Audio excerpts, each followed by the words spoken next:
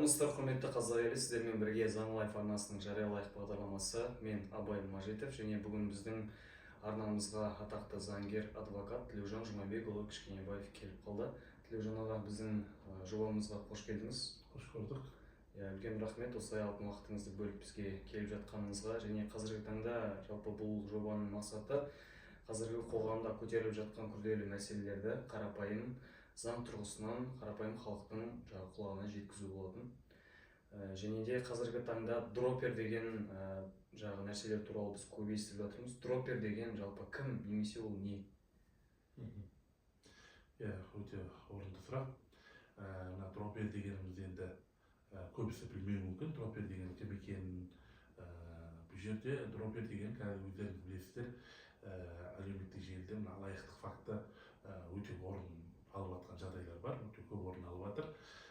Енді мына алаяқтардың көбісі интернет мошенниктер дейді. Адамдарға хабарласып, несие рәсімдеп жіберіп, немесе біреудің ақшасын алдап бір счетқа аудару деген сияқты. Сол счет дегеніміз сол дроперлерге счетін пайдалану, сол счетін пайдалануға рұқсат берген адамды дропер деп атаймыз. Енді қазір дропер деп отқанымыз көп адамдар таныстары, өзінің достары, немесе алаяқтар бір-екі таныса салып адамдарға ұсыныс жасайды. Өзімнің счетім блокта тұреді, сіздің счетіңізге ақша түсіріп алсам бола ма, сізге осындай пайызында сияқтысын беремін деген сияқты осындай әңгімелер көп айтады. Көбісі енді ода тұрған ештеңе жоқ шығар деген оймен көбісі өзінің счетына ақша түсіргенге және сол ақшаны шешіп органға бергенге, ондай қатты аса бір қауіпті жоқ шығар деген оймен көбісі сондай беріп жатқан жағдайлар бар. Енді дропер деген қазір бізде осындай ақша шешіп берген, өзінің счетін басқа алаяқтарға пайдалануға рұқсат берген адамдар айтады. Қазір енді заң бойынша дроперлерге түскен ақшаны бұған дейін біздер азаматтық тәртіппен сотқа беріп, дроперге қанша ақша түсті, жәбірленуші тараптан. Мысалы, оны жәбірленуші тарап деп отқанымыз, мысалы, дропердің көмегіне жүгініп отқан адам алаяқ деп айтайық. Сол мысалы біреуді алдап, кредит рәсімдетіп, сол ақшаны дропердің счетынан түсіру арқылы өзіне қолды қылады. Ал енді дропер сол ақшаны шешіп сол адамға береді де, өзінің азғантай суммада сияқтысын алып қалады. Ал енді мына азаматтық біз талаппен сотқа дроперлерді сотқа беріп жатырмыз. Себебі неге? Ақша дропердің счетынан түсті, дропер оны Ивановқа, Сидоровқа бердім дейді, ол берілді ме, берілген жоқ білмеймін. Бірақ біз сол адамды жауапты қылып, азамат тәртіппен содан біз ақша өндіріп жатқанбыз осы күнге дейін. Енді қазіргі уақытта бізде заң қабылданды. Бізде қылмыстық кодексінің 238-ші бапқа тағы да қосымша баптар енгізілді, яғни према дейін деп, қылмыстық кодексінің 238-ші бап према дейін деп бір бап енгізілді, яғни ол дроперлерге арналған бап. Жеке дроперлер. Дроперлерге арналған. Яғни сіз бұрын өзіңіздің есепшот картаңыздан басқа бір адамдарға ақша түсіртіп, оны шешіп беріп, бұрын азаматтық тәртіппен ол ақшаны түгел қайтаруға мәжбүр болып жатса, енді қазіргі уақытта ондай жасаған әрекетіңіз қылмыс болып саналады. Яғни сіз осы бап бойынша ақша түсті ма, или сіз біреуге карточкаңызды пайдалануға беріп қоятын болса 3 жылға дейін бас бостандығынан айыру жазасы қарастырылған, немесе сіз өзіңіздің карточкаңда ақша түскен ақшаны өзің шешіп беріп, ол адамға алаяққа көмектесетін болса, онда 5 жылға дейін бас бостандығынан айыру жазасы қарастырылған. Одан бөлек бірнеше эпизодтар болатын болса, тағы да ары қарай бұл бап ауырлай береді, яғни 7 жылға дейін бас бостандығынан айыру жазасы қарастырылған.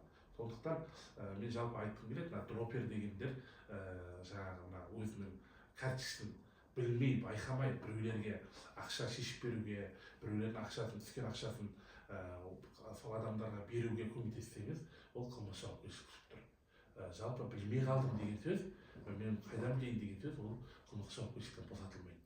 Жалпы осындай нәрсеге байланысты қазір осылай көбейіп кеткендіктен біреулер өзінің кәсіпкерлігін беріп жатады, немесе счетін беріп жатады, осының барлығын қазір қайта-қайта әлеуметтік желіден айтып жатырмыз, заңгерлер қаншама ақпарат құралдары айтып жатыр. Жалпы біреуге өзінің карточкаңды беруге болмайды, танымайтын бөтен тұлғаға, өзінің туғаның емес, туысқаның емес, басқа адамға жалпы ондай беруге болмайды. Берген жағдайда үлкен жауапкершілік тұрғанын ашық айтқымыз келеді. Бұған дейін жаңағы осындай істер сіздің өзіңіздің қорғауыңызда қаншама адам бар жобамен? Енді бұндай іс бойынша біздер азаматтық тәртіппен беріп жүргенбіз, дроперлерді ақша қаражатын сот өндіріп жүр. Неге? Өйткені оған есеп шотына ақша түскені анық, дәлел бар. Өйткені мына жақтан түсті деген банктың өзінің берген ақпарат анықтамасына сәйкес түскені расталып тұрғандықтан ол дроперлердің ол ақшаны басқа біреу берді ме, әлде өзі қолды қылды ма, ол енді белгісіз. Яғни негізсіз баю деген тәртіппен біз беретінбіз сотқа. Ол адам негізсіз байып отыр. Яғни біреудің ақша түсіп кетті шотына, соны бермей отыр. Оны айтады, мен біреуге берішіп едім дейді. Ол біреуге берді ма, берген жоқ, ол белгісіз. Сондықтан негізсіз баю деген талаппен біз сотқа беріп, яғни ақшаны қайтарып алып жүргенбіз. Одан бөлек, мысалы, мына Каспиймен ақша байқамай басқа біреудің шотына түсіп кетеді ғой, мысалы ақша. Оны да осындай азамат тәртіппен алуға болады. Яғни негізсіз баю деген заңда көрсетілген. Егер ол адамға себепсіз ақша түсіп кеткен болса, ешқандай бір зат сатып алу болмаса, басқа да әрекеттер болмаса, онда сот ол ақшаны кері қарай қайтарып алып береді. Ол заңда бар. Сондықтан мына дроперлерге қатысты бұрын солай еді, енді қазір қылмыстық жауапкершілікте қарастырылып жатыр. Жаңағы айта кеттіңіз ғой, 231 бап қосылды деп. Бұл 232 бап према дейді ғой. Иә, бұл қашан күшіне енеді? Әлде енді ме уже? Иә, бұл енді шілденің 17-сі, 16-сы болу керек, ұмытпасам, 16-сы күні заң қабылданды. Оған 2 ай қосқанда, тамыздың қыркүйек айының 16 күні заң күшіне енеді. Яғни осы қыркүйек айының 16-сынан кейін уже бұл заң күшіне енеді, яғни қолданысқа енгізіледі деген сөз. Яғни 16-сынан кейін мына өзінің карточкасын біреуге берген адамдар уже қылмыстық жауапкершілікте болады. Осы тұрғыда енді қазіргі алданып жатқандар көп дедіңіз ғой. Осы тұрғыда сіз жастарға тағы бір ескерте кетсеңіз. Жастарға айтатыным, біреуге өзінің есепшот картаңызға ақша түсіріп, оны шешіп беруге болмайды. Ол танымайтын адамға олай шешіп беру, ол қылмыс болып саналады. Жалпы кейбір адамдар болады, банкінің өзінің алатын процентін, жаңағы салыққа төлейтін салығын алып тастап, саған өзіңе де тағы да сыйақы берем деген сияқты қызықтырулар болуы мүмкін. Ондайларға еріп кетпеңіздер. Өйткені бұның арты қылмыстық жауапкершілік қарастырылған, және де ол ақшаны толық емес төлеуге міндетті боласыз. Сондықтан осы жағынан өте сақ болуға шақырамын. Түсінікті. Енді қазіргі таңда қоғамда қатты көтеріліп жатқан мәселелердің бірі, мынау блогерлер дейміз, қазір жалпы көмектесетін қорлар ашылып жатыр мұқтаж жандарға. Сол мұқтаж жандарға көмектесіп жатқан блогерлардың көбісінің үстінен қазіргі таңда тексеру жүргізіліп жатыр. Бұл тұрғыда не айтасыз? Жалпы бізде қоғамда қайырымды қорлар өте көп, көбейіп кетті. Енді бұл қорларға қатысты қазір енді бізде заң қабылданайын деп жатыр. Жалпы мына қорларға тексерістер өте көбейіп жатыр. Бұл дұрыс. Өйткені неге десеңіз, жалпы қор ашқан кезде міндетті түрде тіркеуге қойылу керек. Арнайы тіркеуден өту керек. Одан кейін қорға арналған арнайы есепшот ашылу керек. Жеке шот емес, кәдімгі қорға ашылған өзінің есепшоты болу керек. Және де мына қорға ақша аударам деген адамдардан ақша түседі ғой қорға. Мысалы бір көмекке сбор ашылады, мысалы блогерлер болсын, қайырымдылық қор иелері болсын, мысалға жаңағы халыққа үндеу жасап, мынандай адамға көмектесейік, мынандай адамға үй алып берейік деген сияқты ұсыныстар түскен кезде, мына халықтың тарапынан енді қолдау көрсету мақсатында ақша аударады ғой. Сол түскен ақшаны қордың шотына түсу керек біріншіден. Және де ол түскен ақшаға қор басшысы жауап беру керек. Яғни бұл ақша, мысалы есеп шотына сіздің 100 миллион деген ақша түсті ма, или 20 миллион ақша түсті ма, сіз 20 миллионға есеп беру керексіз. Ол ақша қайда кетті? Ол мысалға 20 миллионға біреуге үй алып бердің ба, немесе біреудің еміне жұмсадың ба, оған оның есеп шотына аудару керек, және ол аударылғандығы туралы мәлімет қор басшысына, қордың иесіне ол мәлімет ретінде тақталу керек. Өйткені ертең мысалға сізге 100 миллион ақша түсті, ертең мысалы салық басқармасы тексеру болған кезде, сізге мына қорыңызға 100 миллион ақша түсті. Қайда ақша? Сол кезде сіз соны есеп беру керексіз. Егер де есеп бермесеңіз, ол как сіз табыс тапқан, яғни халықты алдау факті болып саналады. Яғни халықтан сіз 100 миллион ақша жинап аласың да, тиісті жерге ол ақша бармайды. онда сіз алаяқ болып саналасыз. Демек, кешегі блогерлерді қазіргі таңда тексеріске алып жатыр ғой, сол өте орынды деп ойлайсыз ба? Әрине, ол енді қазір шыны керек жаппай қазір осындай алаяқтық жолға көшіп кеткен блогерлер болмаса хорлар көбейіп кетті. Елдің ақшасын бәрі жинап алады да тиісті деңгейде ем-шараға ақша бөлінбейді. Мысалға жаңағы естіп жатырмыз, біреулер Индияға барып емделуге барған кезде мына жақтан қордан ақша аударылмай қалып, олардың мына жақта өліп қалған, әрең Қазақстанға жеткізілген жағдайлар болады. Сондықтан ондай нәрселер өте көп. Қорлар халықтан жинаған ақшаның жаңағы сол иесіне тікелей көмекке берілмей қалған жағдайлар бар. Соның салдарынан талай адамдар өліп кетіп жатқан, талай адамдарды ақша жетпей халықты алдап жатқан жағдайлар өте көп. Сондықтан қорларға тексеріс енгізу керек, жүргізу керек, және де мына қорға түскен ақшаны тікелей қадағалау болу керек. А то қазір мына өздеріңіз білесіздер, мына су тасқыны болған кезде өткенде жаңағы істі болып жатқан әйел жаңағы қордың несі Қазақстан халқына көмек деген қор ашып, елдің ақшасын миллиардтап жинап, өзінің жеке басының шаруасына пайдаланып, өзіне машина, үй, басқа да мүліктер алып, жаңағы қорға түскен ақша толыққанды халыққа игерілмей қалған, жетпей қалған. Қолды қылғаны анықталып, қазір уақытта заң алдында жауап беріп, сотталып жатыр мысалға да. Сондайлар өте көбейіп кетті. Сондықтан қор ашып алып, халыққа көмектесіп, көз бойы шыққан бір-екі адамға көмек жасап қояды да, шын мәнінде ол одан да көп мөлшерде ақша түсуі мүмкін. Мысалы, бір адамға 100 миллион ақша керек десе, или 10 миллион ақша керек болса, сізге 100 миллион ақша түсуі мүмкін. Бірақ сол жаңағы 100 миллион ақшаны ол өзінің 90 миллион қолды қылып, қалған ақшаны жаңағы беруі де мүмкін, бермеуі де мүмкін деген сияқты. Бұл әртүрлі жағдайлар өте көп. Мысалға, кейбір адамдар бар, баласының ауырғанын желеу қылып, халықтан ақша сұрап, бірақ баласының сол еміне, өзінің баласының еміне ақша жұмсамаған ата-аналарда да мысалы әрекеттер әшкереленіп жатыр. Ол не деген сұмдық? Ол мысалы халықтан көмек сұрағаннан кейін ол ақша баласы еміне жұмсалу керек, олар жұмсалмаған, өкінішке орай өзінің жеке шаруасына жұмсалған. Мысалы осындай жағдайлар көбейіп кетті. Сол үшін тәртіп керек, заң керек. Халық енді не? Халық қиналып жатқан адамды көргеннен кейін аяушылық танытып көмек бергісі келеді, а шын мәнінде ол алаяқтар ол ақшаны қолды қылып жатыр. Ақша тиісті деңгейге, тиісті жерге жету керек. Немесе ондайларға жаңағы салық төлеу керек деген сияқты. Салықтан өйткені босатылады ғой. Қорларда егер шын мәнінде түскен ақша халықтың игілігіне пайдаланып жатқан болса, онда ол салық төлемейді, салықтан босатылады. Ал ол босатылған салықтан босатылған адам өзінің жеке шаруасына жұмсап жатса, пайда көріп жатса, онда ол қалай салық төлеу керек болады деген сияқты. Көрдіңіз бе? Осының бәрін анықтау үшін тексеріс жүру керек, қорлар арнайы тіркеуден өту керек, оны қадағалау болу керек. Сонда барып тәртіп болады. Түсінікті. Жалпы енді қазіргі таңда тағы да бір халықтың көкейіндегі сұрақ бар. Қазіргі көтеріліп келе жатқан қаншама блогерлердің кеше 30 шақты қазақстандық блогерлерді онлайн казиноны жарнамалағаны үшін тексеріске алып жатыр дейді. Бұл тұрғыда заң тұрғысында оларды қандай жаза күтіп тұр? Енді жалпы мына халықтың сана-сезімін улайтын, халыққа пайдасы жоқ нәрселерге жарнама жасамау керек. Олар не ақша тауып, ақша үшін жарнама жасайды. Ол алып жатқан ақшаға бірде-бір налог төлеп жатқан жоқ. Ол қалтасына жекесіне түсіп жатыр. Сондықтан бұл енді жалған кәсіпкерлікпен айналысу дегенде бапқа келеді. Ол мысалы реклама жасайды, жарнама жасап ақша тауып жатыр, бірақ ол ақшасын көрсетпейді еш жерге. Осындайларға қатысты қазір тексеріс жан-жақты қаралып жатыр. Егер кінәсі дәлелденетін болса, жалған кәсіпкерлікпен айналысқан деген айыпта тағылуы мүмкін. Немесе мынау тағы да терезесінде анықталады. Енді олардың әр адамның өзінің әрекетіне баға беріледі ғой.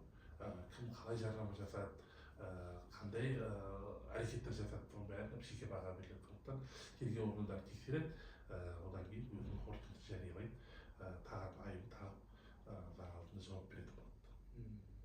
Және де енді жаңа айтып жатсыз, сол дропперлерге қатысты жаңадан заң енгізілді деп. Тағы да сол сияқты қандай да бір қосымша заң енгізіліп жатқан қандай заңдар бар тағы? Сол тұрғыда жалпы айта кетесіз бе?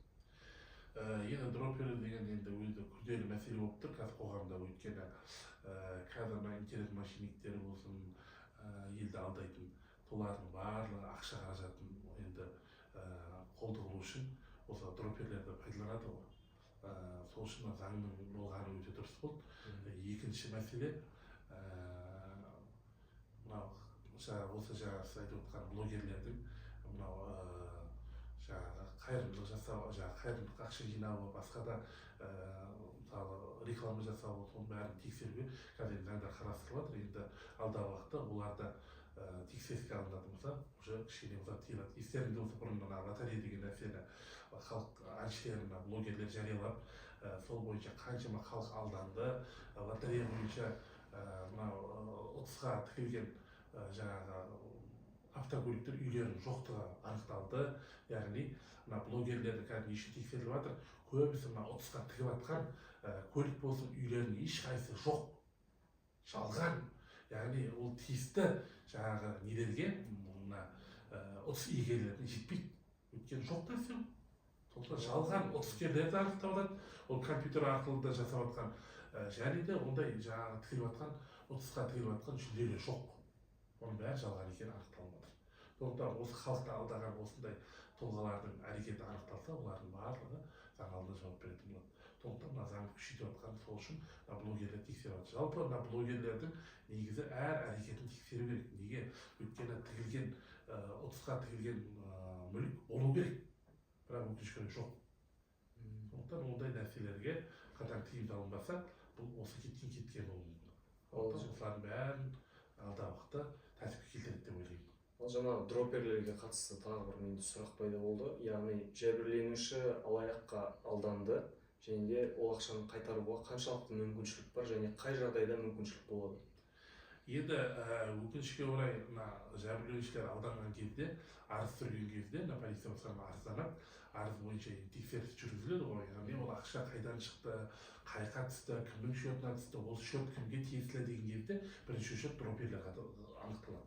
Яғни енді мына кредит рәсімде жіберетін кейбір адамдар кредит рәсімде жіберген кезде сол ақшаны бір счетқа түседі. Ол счеттің иесі анықталған кезде ол иесінен жауап алынады. Сол кезде ол айтуы мүмкін, мен осындай Ивановқа Сидоровқа мысалы жеке басын білетін адам болуы мүмкін, білмеуі де мүмкін, мысалы білсе осындай адам аудардым дейді, ол адам бәрін тергеуге шақыртады деген сияқты. Ең қиыны сол адам табылу керек. Ол адам табылу керек те, ол адам шын мәнінде кінәсін мойындау керек. Сосын барып содан өндірілу керек ақша. Бірақ енді өкінішке орай ондай адамдар табылмай жатқан жайы бар.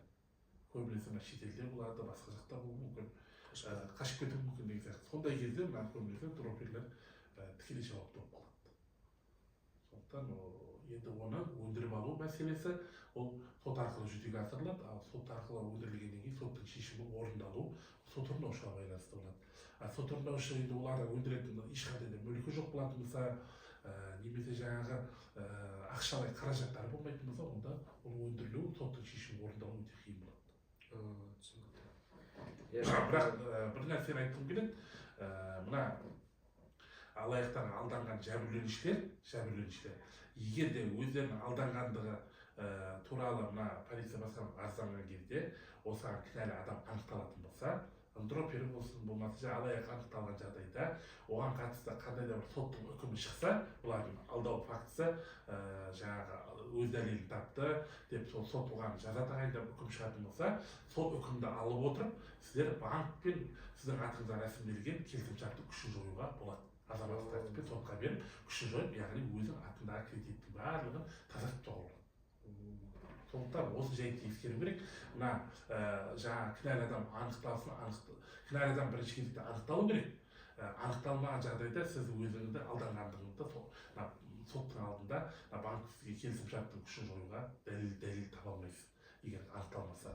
Ал егер кінәлі адам анықталатын болса, сотталған адамның приговорын үкімін аласың да азамат сотқа беріп, банк сізге келісімшарттың күшін жою керек. Өйткені сіз алданғандығыңызды дәлелдейтін үкім бар қолында. Сол арқылы банк келісімшарт күшін жойса, яғни сіз банктың алдында берешектігің болмайды деп өзі. Көп адам бірнеше банкке алданып, осындай жаңағы алаяқтардың қолына түсіп қалады ғой. Бірақ алаяқтар кейін сотталады, бірақ алаяқтардың беретін ешқандай ақшасы жоқ болып қалады ғой. Сондай кезде сіз сол приговормен, үкіммен келісімшарттың күшін жоюға болады. Осындай жағдайларды ескеру керек халық. Жалпы тағы да халыққа не айтасыз енді осы тұрғыда? Жалпы алданбаңыздар, өте сақ болыңыздар. Мына ұялы телефоныңызға келген қоңырауларда нешедір адамдар сізге жаңағы әртүрлі сөздер айтып басыңызды айналдыруы мүмкін, жаңағы смс арқылы келген кодтарды айтып кредит рәсімдеп жіберуі мүмкін. Сондықтан соның барлығынан сақ болу үшін ешкімге ондай осы жалпы банкке қатысты қандай да бір сізге код сұрап айтқан адамдарға жауап бермеуге шақырамын. Өйткені оның аяғы осындай алаяқтарға алдауға әкеліп соғады. Сондықтан сақ болыңыздар деп айтқым келеді. Я сізге осылай біздің жобамызға келуге рұқсат бергеніңізге үлкен рахмет. Керемет сұрақтарға жауап алдық. Осы тұрғыда құрметті көрермендерімізге де бұл жақсы сұрақ жауап болды деп ойлаймыз. Алдағы уақытта жұмыстарыңызға тек сәттілік тілеймін. Сау болыңыз. Және де осы тұрғыда тағы да бір айта кететін маңызды жайт, егер сізде де осындай сұрақтар мазалайтын болса, төмендегі комментарийға жаза кетіңіздер. Сіздердің әрбір сұрақтарыңызды осындай мықты заңгер кісілермен бірге талқылайтын боламыз. Сіздермен бірге Заң Лайф арнасының Жариялайық бағдарламасы, біздің арнамызға тіркеліңіздер.